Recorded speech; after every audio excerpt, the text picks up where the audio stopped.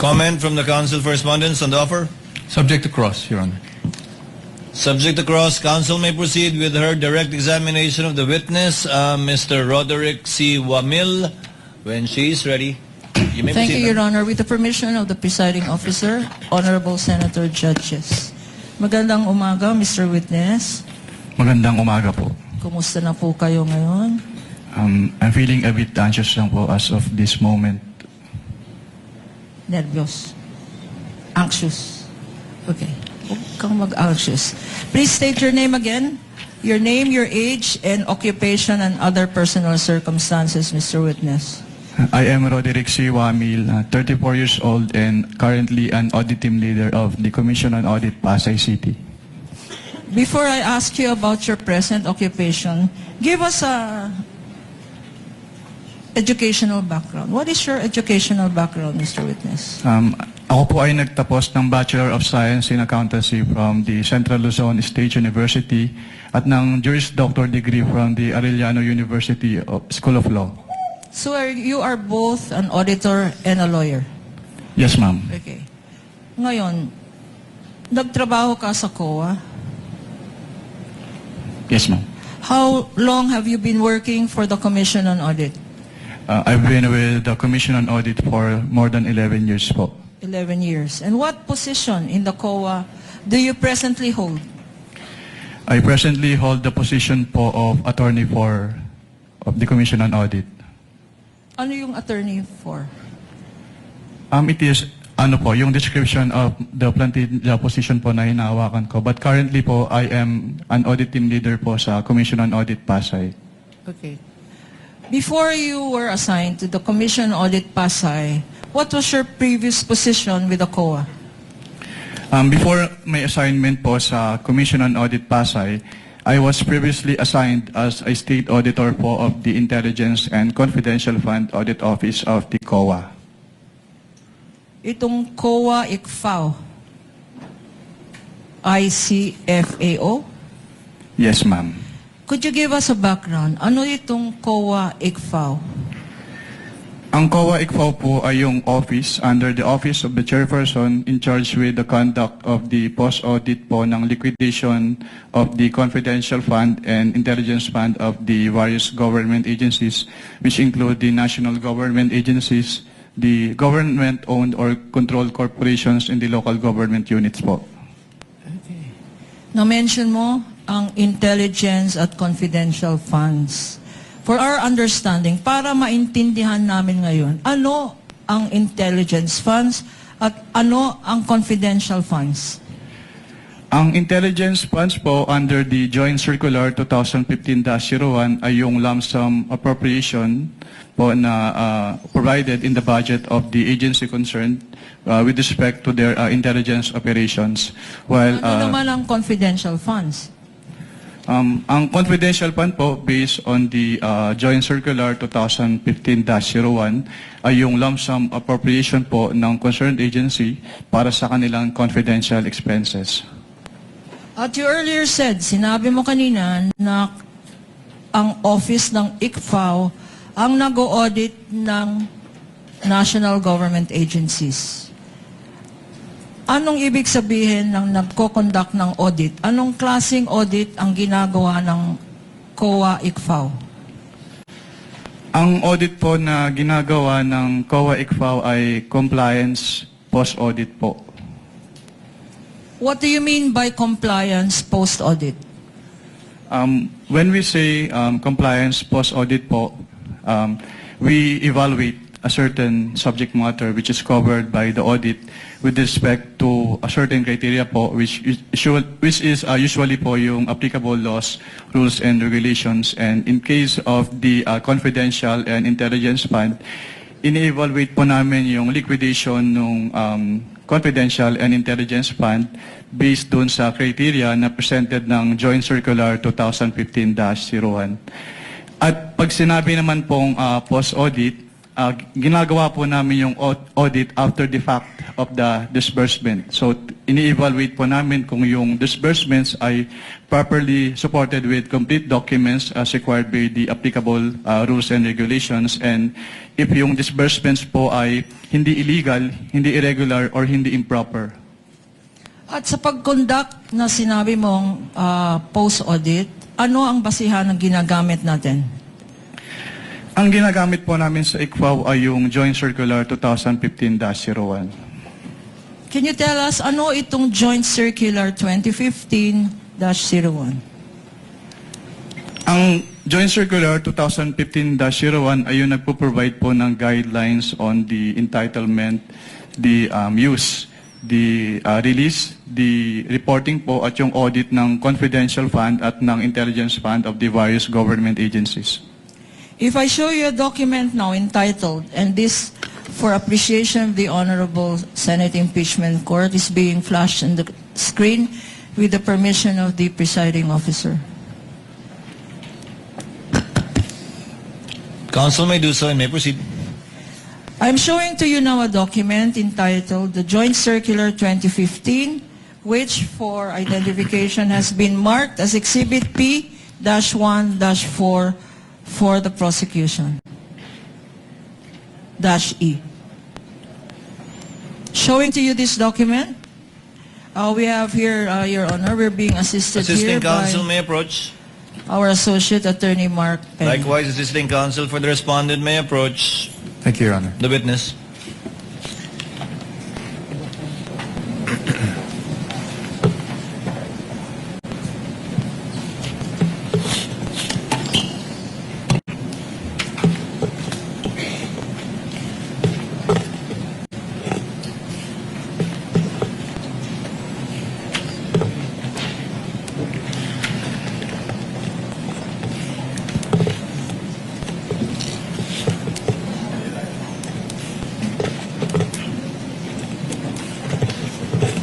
Sabi na niya.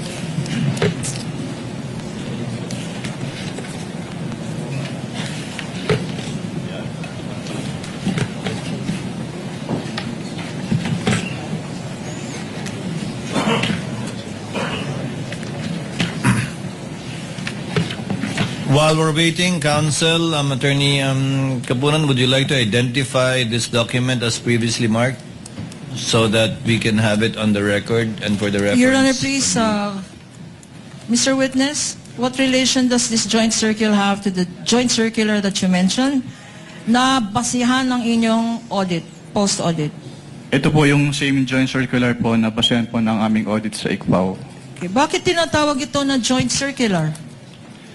Tinatawag po itong joint circular dahil ito po ay resulta ng joint efforts ng Commission on Audit, ng Department of Interior and Local Government, ng Department of the Budget and Management, ng Department of the National Defense at ng Governance Commission for GOCCs.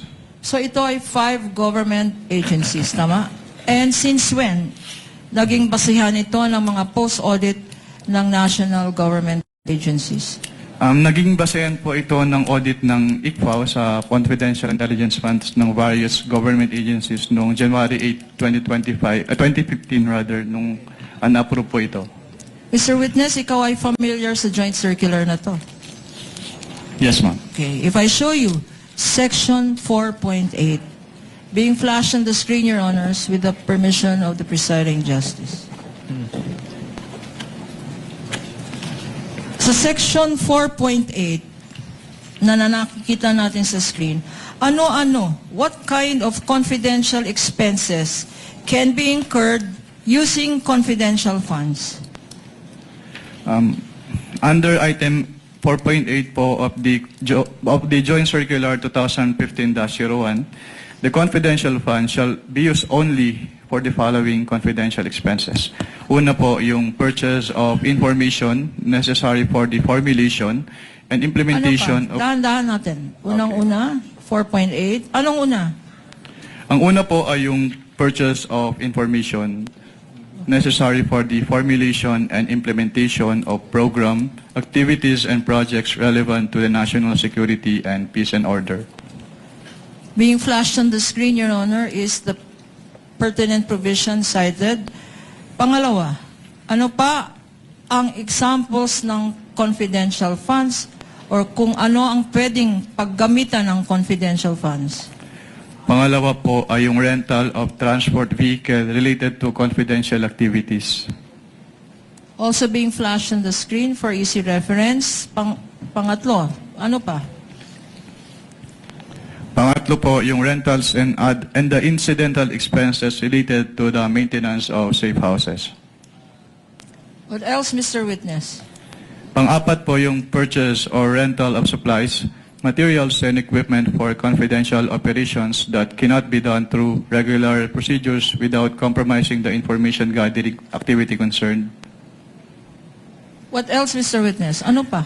Panglima po, yung payment of rewards to informers who must not be employees of the concerned government agency subject to 3 conditions. First is yung approval by the head of the agency.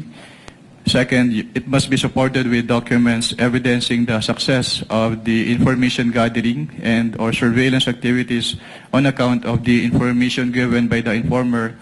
Pangatlo, it must be directly related to the conduct of the specific confidential activities of authorized agencies. For purposes of the records, Your Honor, the witness cited 4.8.1 up to 4.8.7 of the Joint Circular 2015. Hanggang 4.8.5 pa lang po. Sorry, What else, Mr. Witness? Pang-anim po is to uncover or prevent illegal activities that pose a clear and present danger to the agency personnel or property or other facilities and resources under the agency protection done in coordination with the appropriate law enforcement agencies. And last po, yung others that may be authorized by the GAA or other special laws. Okay, 4.8.1 up to 4.8.7. Ang refer po ng ating witness of Section 4.8 of the Joint Circular. Base rin sa Joint Circular na to, ano naman kung merong mga pwede, ano naman ang mga hindi pwede, yung mga bawal na confidential, alleged confidential expenses. Under 4.11 po, may specific expenses po na enumerate na hindi pwedeng paggamitan ng confidential fund. Una po, yung salaries, wages, overtime, additional compensation, allowance, or other fringe benefits of officials and employees who are employed by the government in whatever capacity or elected officials except when authorized by law. Pangalawa, yung representation, consultative fees or entertainment expenses. At pangatlo, yung construction or acquisition of buildings or housing structures. For the record, Your Honor, reference is made to 4.11.1 up to .2 and as well as .3. Mr. Witness, sa pag-interpret, when you interpret these regulations and this joint circular and sections that you mentioned,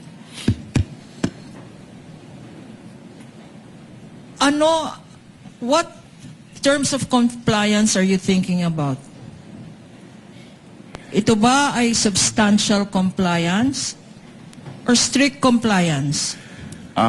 Strict compliance po, Madam. Bakit, Mr. Witness? Why do you follow strict compliance instead of substantial compliance? We follow po strict compliance since what is involved po ay public funds. So dapat strict yung accounting and auditing rules to prevent yung misuse ng fund. At and this is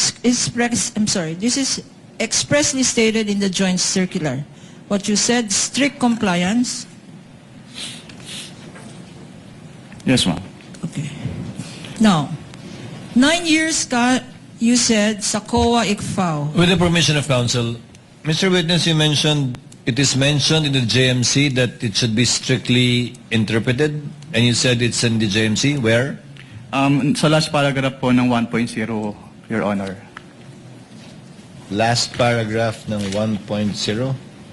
So in the rationale. Yes po, Your Honor. Thank you. You may proceed, Counsel. Now, Mr. Witness, you mentioned earlier na 9 years ka na with the COA ICFAO at meron kang mention that you audited, post-audited certain government agencies. During your term, what years were you, incidentally, with the COA ICFAO? I was with the COA ICPAO po from September 2014 until February of 2024. Okay. In this period of time, from 2014 to 2024, could you tell us how many vice presidents have you audited? Ang tanging nung time lang po ni Vice Presidente Sara Duterte. But there were 3. Who were the vice presidents during this period? Ang naging mga Vice Presidente po since I assumed with ICPAO in 2014 ay si dating Vice President Binay at si dating Vice President Leni Robredo at yung ating incumbent Vice President po na si Sara Duterte. So, 3 vice president, Vice President Binay, Vice President Robredo, at Vice President Sara Duterte. Sino-sino sa kanila ang inaudit mo tungkol sa confidential funds? Ang buhat po nung nag-assume ako nung 2014, tanging si Vice Presidente Sara Duterte lang po yung aking na-audit na may Bakit, confidential fund. Bakit, Mr. Witness? Bakit Vice President Sara Duterte lang ang inaudit mo ng confidential funds? Dahil po, since nung nag-assume po ako ng 2014 sa ICPAO, wala pong naging appropriation for confidential funds si dating Vice President Binay at si dating Vice President Robredo. Tanging si Vice President Sara Duterte lang po yung nagkaroon ng appropriation for the confidential funds. And in the same period of time, 2014 to 2024, kasama ba sa mga national agencies na minention mo ang Department of Education? Yes, ma'am. And during this period, 2014 to 2024, sino-sino ang mga secretaries ng Department of Education? Sa pagkakaalala ko po, ang mga naging DepEd secretaries po ay dating Secretary Luistro, dating Secretary Briones at ang ating Vice Presidente in her concurrent capacity as the DepEd Secretary during that time po. At sino sa 3 ito? Sino-sino sa mga secretary ng DepEd ang inaudit mo for confidential funds? Tanging si Vice Presidente Sara Duterte lang po as the DepEd Secretary. Bakit, Mr. Witness? Dahil siya lang po yung naging DepEd Secretary na nagkaroon ng confidential funds ang DepEd. And could you tell us how much was the confidential funds of the Vice President that you said you audited?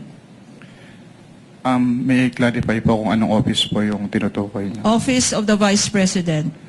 Sa Office of the Vice President po, ang kanilang naging confidential fund ay from the 4th quarter of 2022 until 3rd quarter of 2023 ay 125 million pesos per quarter. So ang total po nun ay 500 million pesos. Magkano naman ang confidential funds na inaudit mo sa DepEd, Department of Education? Ang inaudit ko naman po sa Department of Education, since ang kanilang cash advances ay from the 1st quarter of 2023 until the 3rd quarter of 2023, at meron silang 37.5 million pesos quarterly cash advances. So ang naging total po nun ay 112.5 million pesos. Thank you, Mr. Witness. Ngayon, you said that you conducted the post-audit of both offices. Pag nagko-conduct ng post-audit, ano ang rini-require na documents para sa confidential funds? Ang nire-require po namin na documents ay yung mga requirements as provided under the Joint Circular 2015-01 o yung mga tinatawag na liquidation documents po. Ano-ano ang mga liquidation documents na to? Based on the joint circular po, yung mga liquidation documents na yun ay yung kanilang liquidation reports, yung disbursement voucher na ginamit nila, yung land bank checks, yung obligation request, yung kanilang physical and financial plan, yung kanilang accomplishment reports po, and yung proof of submission noon to the Office of the President, the Senate President, and the Speaker of the House, yung certification of the accountable officers on the utilization of the confidential fund, yung designation po ng special disbursing officer kapag hindi si head of agency yung magiging disbursing officer, yung fidelity bond ng accountable officers at yung kanilang specimen signatures po. Okay. Your Honor, please, these liquidation documents submitted by the Office of the Vice President and the DepEd are among the stipulated documents of the counsel for the respondent, Your Honor. But for easy reference, may we also ask permission to flash them on the screen for the better appreciation of the senator judges. And may I Counsel? ask, I'm sorry. Please proceed. And may I ask Attorney Peña to please show these documents to our witness for purposes of comparison. Assisting counsel may approach the witness. Likewise, the respondent. assisting counsel for the respondent. Thank you. If they so wish, this is for the information of the senator judges, given that the documents stipulated earlier were merely enumerated so that the senator judges may be appraised of the documents that have already been admitted to and stipulated to by both parties. Counsel may proceed. Thank you, Your Honor. Since stipulated, there's no need really to compare. But I am showing now to you, and this is being flashed on the screen with the kind permission of presiding judge, a copy of a fiscal financial plan approved on December 13, 2022, marked as Exhibit P-1-14 for the prosecution. And likewise, for the record, on the part of the defense, marked as D-1-23-OVP. That's Yes, correct, sir. Your Honor. Yes, Your Honor. Will the witness please respond? Okay. Sa bottom portion, can we look? Sa bottom portion,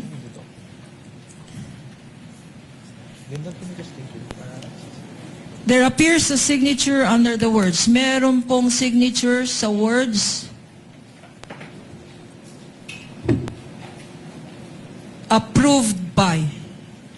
There. Anong ibig sabihin ng approved by? Ang ibig sabihin po ng approve by ay inapprove po noong nakapirma yung contents ng physical and financial plan po based on that document. Okay. At sinabi mo, approved by ay inapprove. Kung sino man ang nakalagay na signature dyan. Kaninong signature naman ang nasa bottom portion ng ating Exhibit -1-14? Ang kay Vice Presidente Sara Duterte po. Why are you familiar? Bakit mo kilala? Bakit mo alam ang signature ni Vice President Duterte? Dahil among their submissions po ay yung kanilang specimen signatures at kasama po doon yung specimen signature po ni Vice President at yung kanyang pirma po doon sa specimen signature submitted ay kaparehas po ng pirma niya dito sa physical and financial plan na ito. Pinakita sa iyo ang isang physical financial plan which you said is a faithful reproduction of the submissions, and this is now being shown on the screen. Ano ang observations mo dito sa physical and financial plan approved on December 13, 2022? Hindi po siya compliant to the joint circular dahil yung first column, which is the programs, activities and projects, hindi po in-indicate nung OBP yung kanilang specific confidential activities na kanilang paggagamitan ng confidential fund as required under item 4.2 of the joint circular. Hindi ito specific according to you and according to 4.2 of the joint circular. Can you please enlighten us? Ano itong section 4.2 ng joint circular? Under item 4.2 po ng joint circular, all requests or allocations for CF must be supported with a physical and financial plan which must indicate the proposed amount allocated for each program and activity dahil ito po yung magiging basis for the disbursement ng kanilang confidential fund. At yung mga sinabi mo, nakikita ba dyan sa dokumentong yan? Wala, based po on this submitted physical and financial plan, hindi po nakikita rito yung kanilang specific confidential activities na kanilang pagbabasihan sa kanilang disbursement. Apart from this, yung nakita mo sa column 1, ano pang ibang observations ang masasabi mo dito sa dokumentong ito? Since yung columns for the expected outcome as well as yung column for the physical target mas match po yung specific confidential activities. So hindi rin po nakamatch or hindi rin compliant yung columns po as mentioned. At bakit? Why do you say na hindi compliant na rin to sa joint circular? Dahil po, since hindi naman in-indicate po dito ni Office of the Vice President yung kanilang specific confidential activities, so hindi po na-match based on the information as presented po sa document na ito, yung laman ng expected outcome at yung physical target doon sa kanilang specific confidential activities. And as you stated, what express provision of the joint circular does this violate? The item 4.2 po of the Joint Circular 4.2 na 2015-01. pinakita natin sa screen. Okay. Our next document, Mr. Witness, which we shall show you, is now a certified true copy of Land Bank of the Philippines check number 00002444027, dated December 20, 2022, Exhibit P-1-11-A, common exhibit of the defense as well. Likewise being flashed on the screen, Your Honor.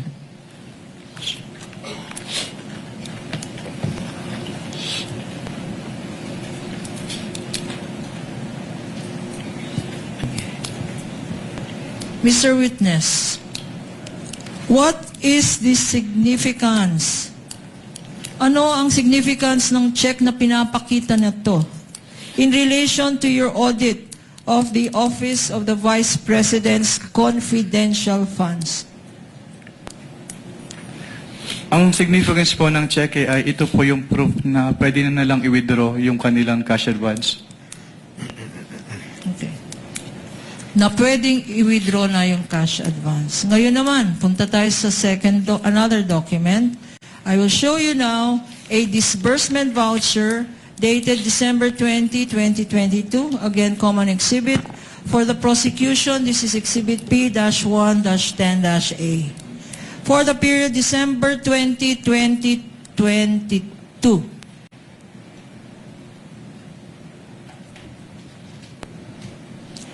In the middle of this document, pointer.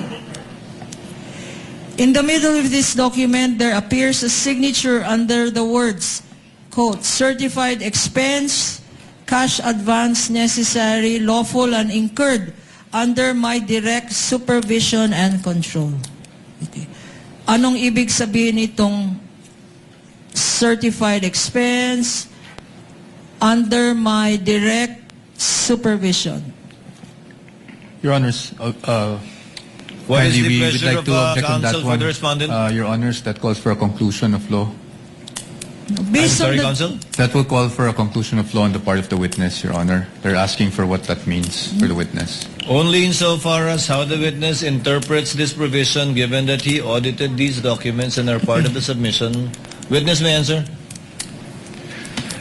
Based on this disbursement voucher po, sinertify po ni Vice President na yung kanilang cash advance ay kailangan na ayon sa batas at na-incur po under her direct supervision. And there is a signature here in this document. Whose signature is this, if you know? May I clarify po kung anong signature po yung tinutukoy? Yung sa... Above the name, Sara Z. Duterte. That is the signature po of the Vice President Sara Duterte. What else, if any, observation can you make as regards this document? Under the particulars portion po, nakalagay na yung cash advance is for calendar year 2022, which is not compliant po with the joint circular. Since under the joint circular po, the disbursement voucher shall state the duration of the implementation of the project. Pero since this cash advance is for the fourth quarter 2022, so hindi po tama yung nakalagay dito na yung cash advance is for the calendar year 2022. At ano naman again? Ano ang violation nito sa joint circular? May I refer po to the joint circular, Your Honor, for the specific provision? Witness may refer to the joint circular previously marked.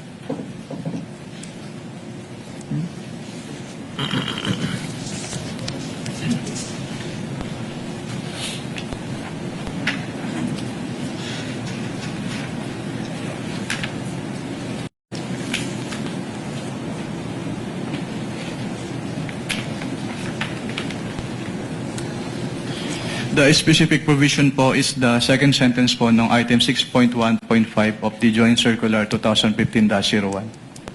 Being flashed on the screen, Your Honor, presiding officer, with your kind permission.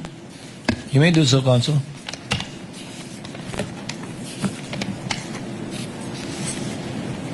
Can you read, for the record, 6.1.5?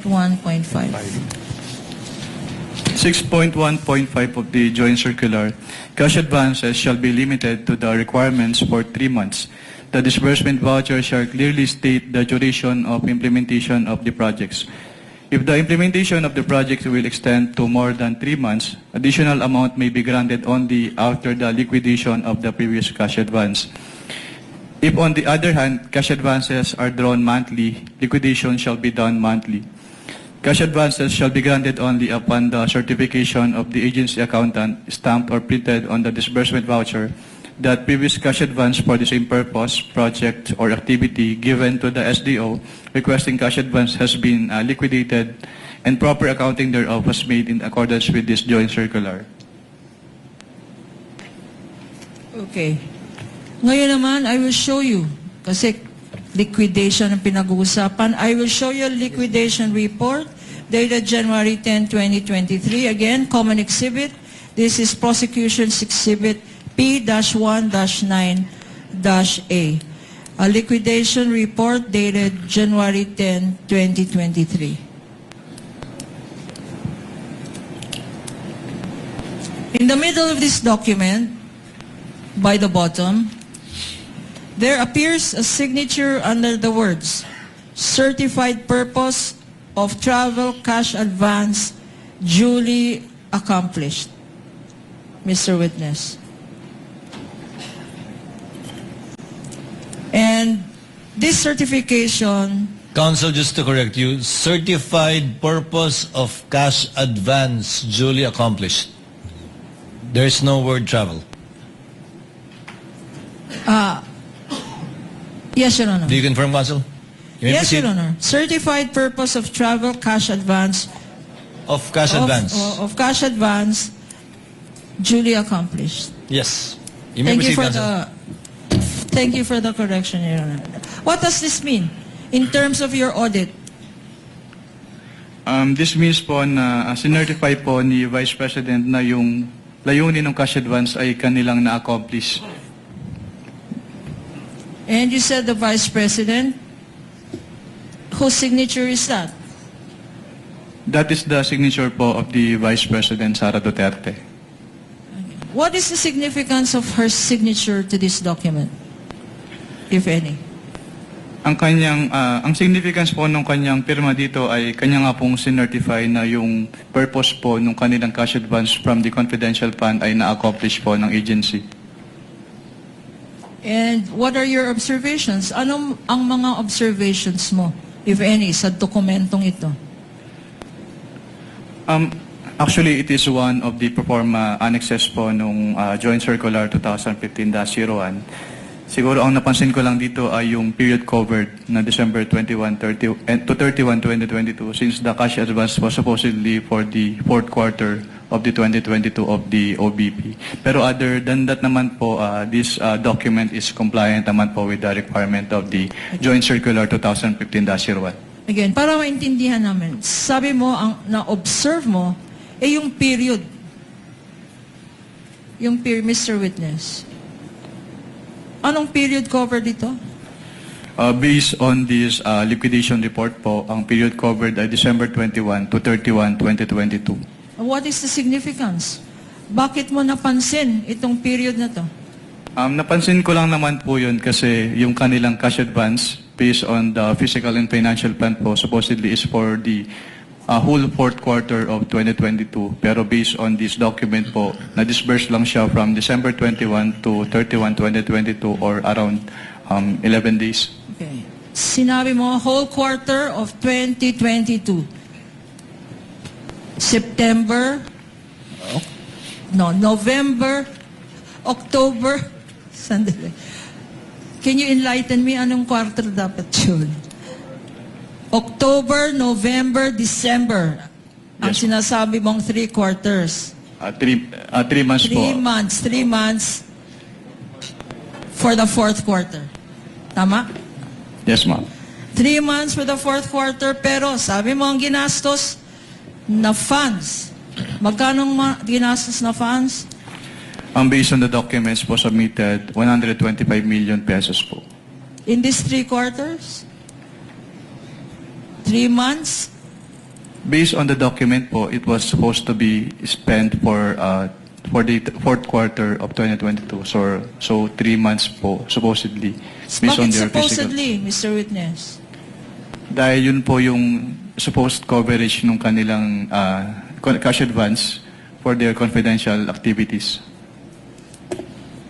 At sinabi mo kanina, 11 days ito ginastos. Tama? Based on the document, yes, ma'am. Okay. Now, I'm showing to you now another document which is an accomplishment report previously marked as Prosecution's Exhibit P-107-A-I, again stipulated document, common document with the defense. What relation does this have? No. We request permission to have it flashed on the screen as well. You may do so, counsel. Clerk of court is so directed. Can you repeat the question po, ma'am? Now, look at the screen and look at your document.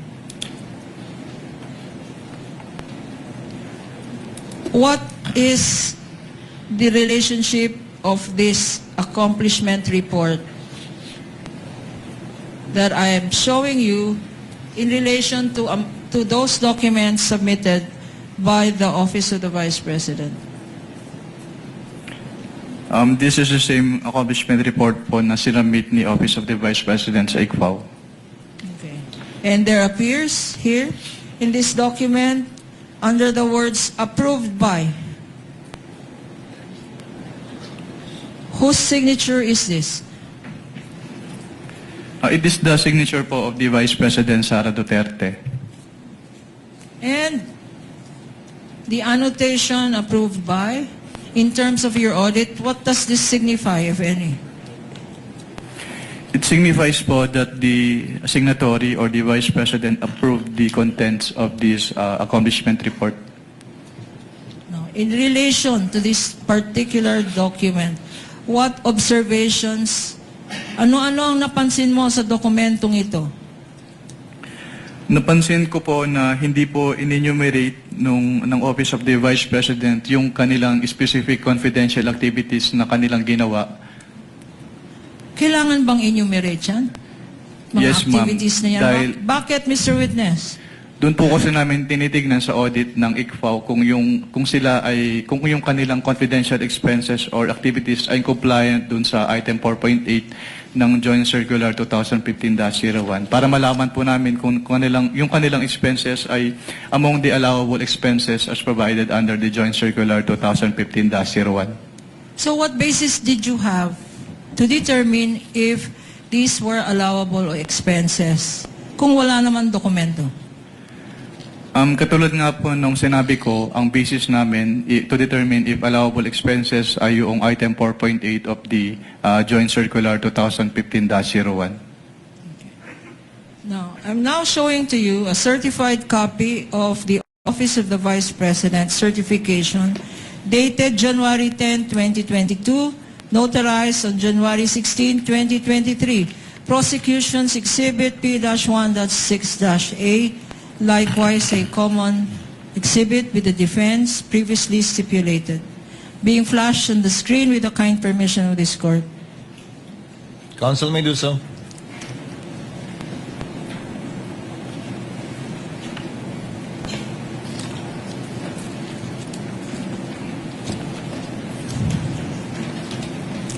Dito sa baba, may pirma sa ilalim ng mga salitang attested. Kaninong signature itong nakikita natin dito? Ito po ay signature ni Vice Presidente Sara Duterte. At anong ibig sabihin under your circular ng attested? Ang ibig sabihin po ng attested ay kanyang kino-confirm at bine-verify na yung contents ng certification na ito ay totoo. What other observations? Ano pa ang mga na-observe mo sa dokumentong ito? Ang napansin ko po dito yung date of execution ng certification, January 10, 2022. Ano pa? January 10, 2022. Why is this significant? Because it is supposedly the date of the execution ng certification, pero yung kanilang cash advance ay for the fourth quarter of 2022. Yung cash advance nila ay para sa anong period? For the fourth quarter po of 2022. Pero ang certification ay January 10, 2022. Yes po. Po. And based on this document, when was it notarized? It was notarized po on January 16, 2023. 2023. Okay. Ano naman?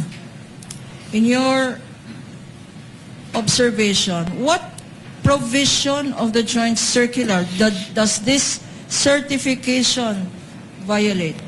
If you Actually, ito po yung isa sa proforma annexes ng joint circular. So, wala naman po kaming nakitang violation aside from the date of the execution. No. So yung sinasabi mo, nakikita dito yung discrepancy ng mga dates. Based on this document po, yes ma'am, may discrepancy yung dates. Okay. Now, dahil dyan, what action did you take, if any?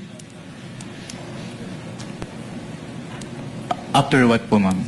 After itong nakikita mong certification, Yung naging audit namin is yung for the whole of the liquidation documents na sinamit ng OBP. Pero dito po, wala po kaming naging particular finding dito. Sinasabi ko nga po, it is one of the annexes po under the Joint Circular 2015-01 and they submitted naman po yung certification as required. okay.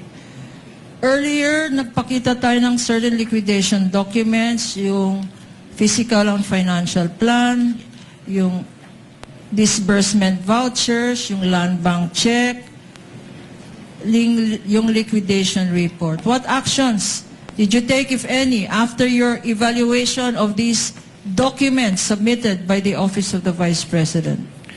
After the evaluation po of those documents, since I noted that the documents are not compliant with the requirements of the Joint Circular 2015-01, I drafted po an audit observation memorandum which I submitted for review to my division chief. Can you tell us, Mr. Witness, anong ibig sabihin ng Audit Observation Memorandum or AOM? Ang audit observation memorandum po under the Joint Circular 2015-01 ay written notification to the accountable officers explaining to them or informing them the deficiencies po noted during the audit and requiring them to submit an explanation or to submit the documents being sought po doon sa AOM or both. So, itong AOM was on account of sinasabi mong discrepancies.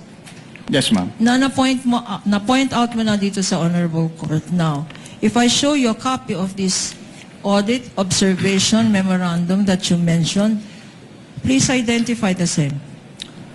Assisting counsel for both parties may approach the witness. Your Honor, please again, this is a common exhibit. This is exhibit P-1-12-A dated September 14, 2023 for the prosecution. Likewise, a defense exhibit, Your Honor.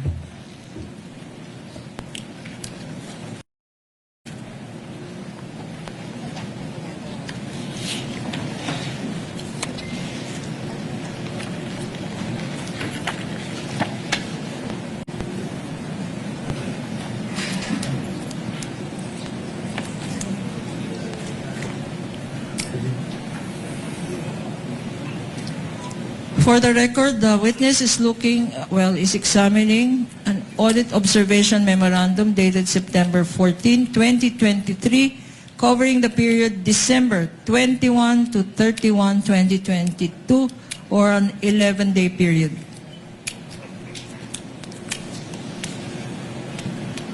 Proceed, counsel.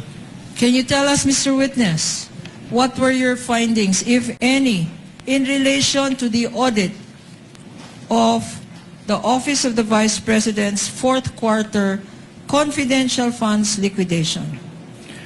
Yung audit po ng confidential fund ng fourth quarter of 2022 of the OBP disclosed that, una, yung kanilang physical and financial plan ay hindi compliant dun sa requirements ng Joint Circular 2015-01 dahil hindi po in-indicate ng OBP yung kanilang specific confidential activities na paggagabitan nila ng kanilang cash advance. So una, hindi compliant ang physical and financial plan ng Office of the Vice President.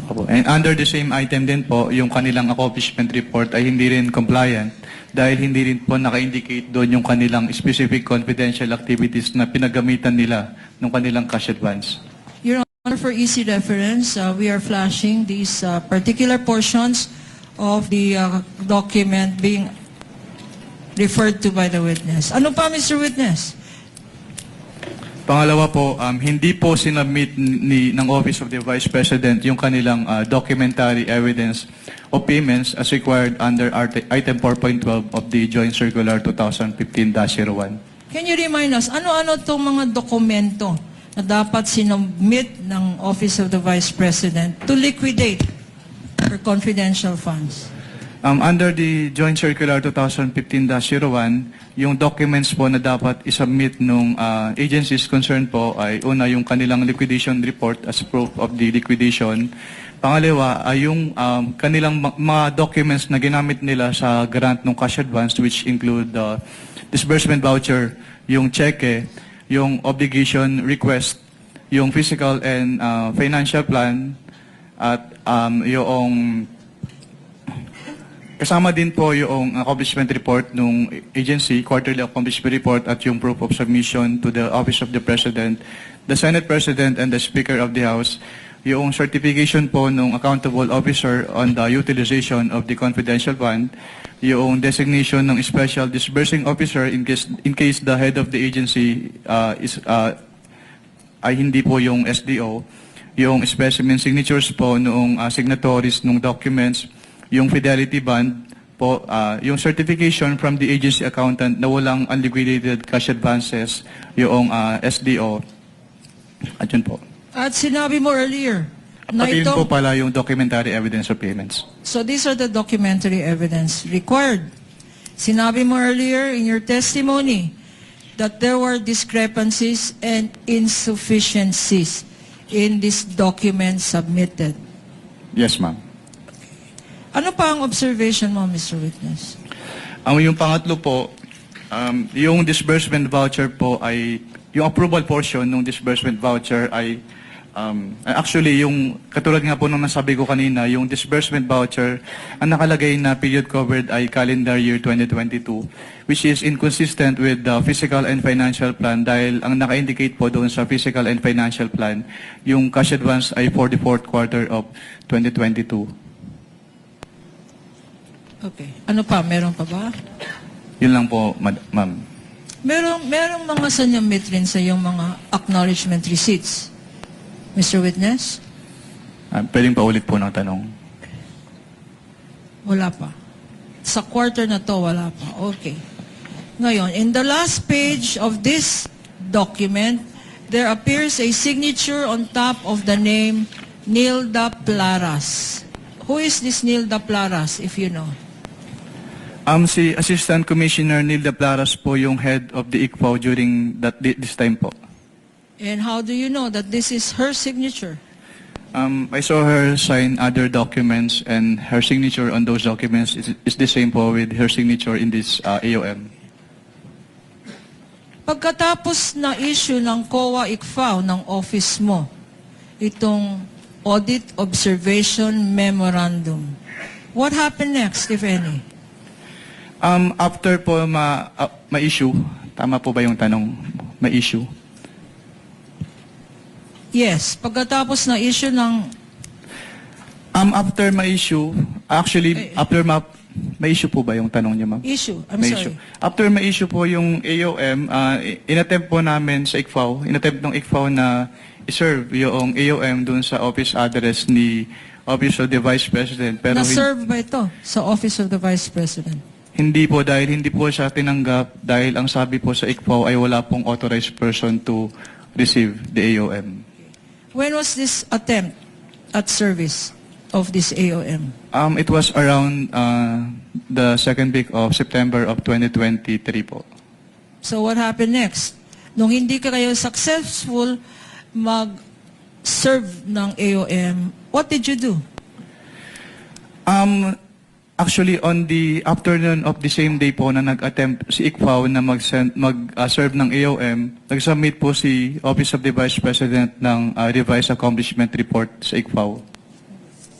So on the same day, hindi nyo na-serve but nag-submit ng revised accomplishment report ang Office of the Vice President. If shown to you a copy of this accomplishment report, Prosecution's Exhibit P-1-17-A. Assisting counsels may approach of both parties. Also stipulated by the defense. A common document.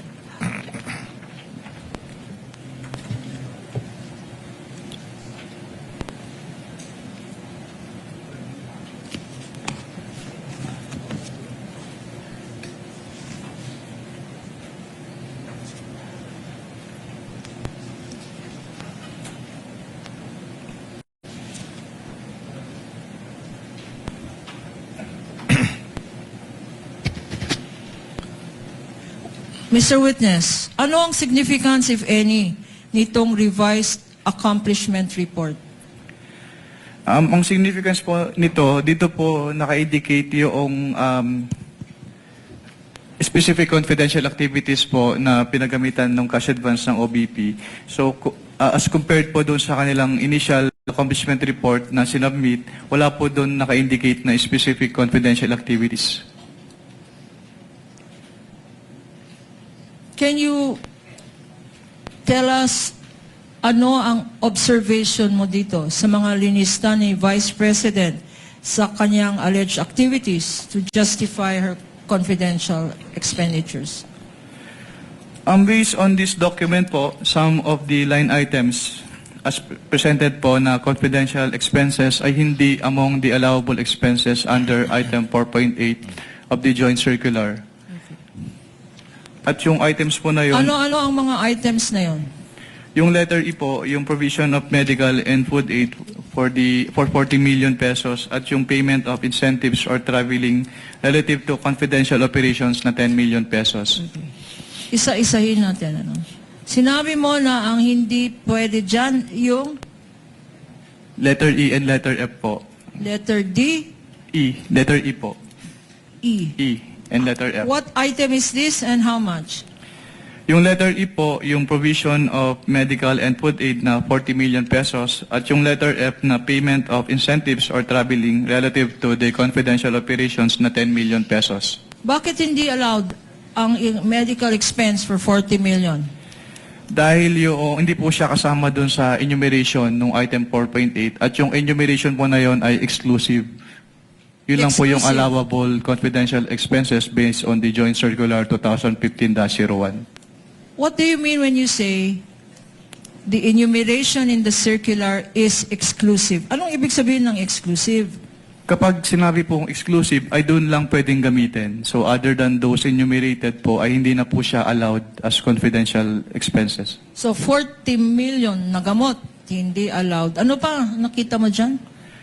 Yung item B po, yung payment of reward, kasi aside from this accomplishment report, hindi po sila nag-submit noong any document evidencing the success of the information gathering or surveillance activities on account of the information given by the informer as required po under item 4.8.5 of the Joint Circular 2015-01. So sa particular item na yan, yung payment of rewards, you are saying, our understanding is, hindi sapat na magsabi lang ng pangalan, kailangan under the circular again?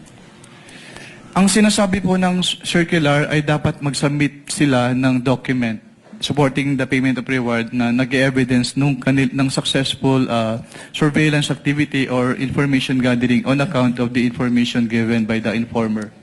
So kung may payment of reward, dapat may supporting document na nagpapatunay na successful ang result ng activity na yan, yung information gathering. Ang tanong sa iyo, Mr. Witness, meron bang mga dokumentong sinubmit to show the success of that surveillance? As of the time po na sinamit itong revised accomplishment report na ito, wala na po silang ibang sinamit na document evidencing the success of the information gathering or surveillance activities.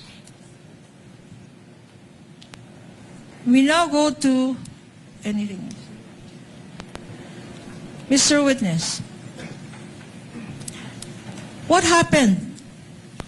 Nung sinubmit ba ng Vice President yung sinasabi mong revised accomplishment report, rinevise mo rin, nyo rin ang findings nyo sa audit observation memorandum? Objection, Your Honor, leading. With the permission of the, objection is sustained. With the permission of the parties, earlier it was agreed by the senator judges that we would be pausing hopefully in time for lunch really, and it has gone beyond already 12 o'clock.